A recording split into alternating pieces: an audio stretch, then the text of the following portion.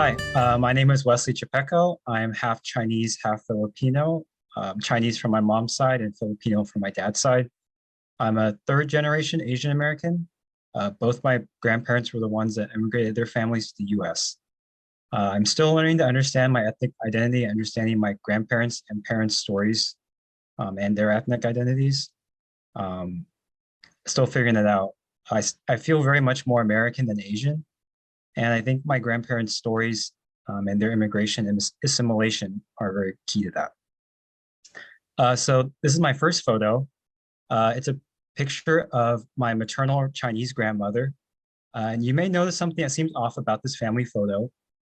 No, it's not that there are boys at this birthday party. No, it's not the creepy doll on the table. And yes, it's the fact that she's in the corner of the picture to the left over here.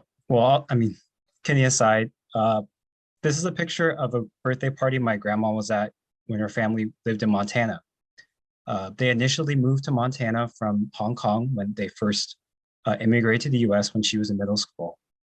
And yeah, so she's shown a lot of these, I think last year or so, they found a lot of these photos from her time in Montana. And it's very interesting to see like her versus a picture of all other white kids.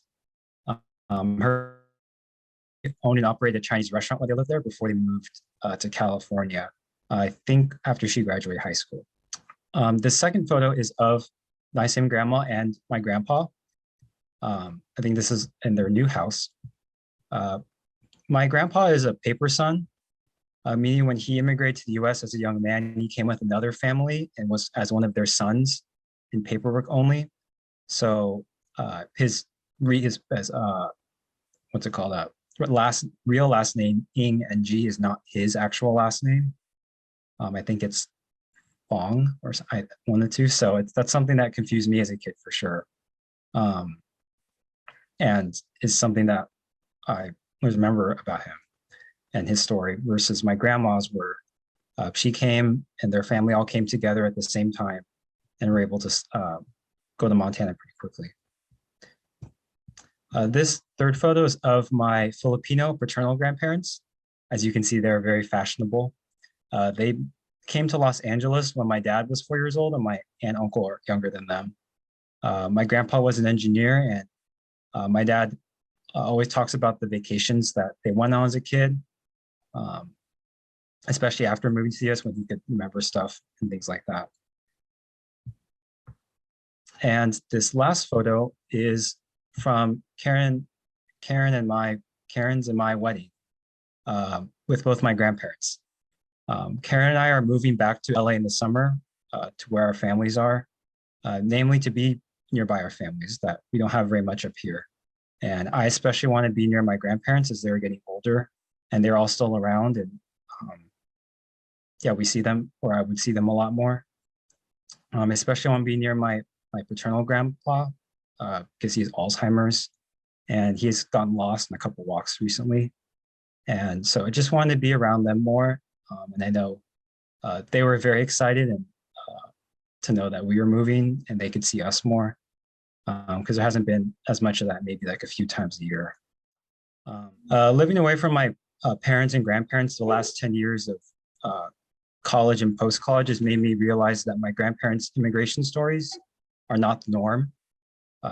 They came from middle-class families and were able to move to the US on their own volition because they wanted to make a better economic life for their families. And so they were able to provide very good lives for both my parents and then later down the line for me. And one thing I have realized over the years is that when I was younger, I definitely believed in the model minority myth because of my grandparents' lives and their thoughts and beliefs that they have, which are very conservative, because they were able to be the exceptional Asian immigrants that came to the US and get good white collar jobs and businesses and make it really. And I thought that was normal, that was what everyone could and should do. So I'm still learning to, yeah, just unpack that really, not really do anything with it yet about my identity as being a benefactor third generation Asian American immigrant.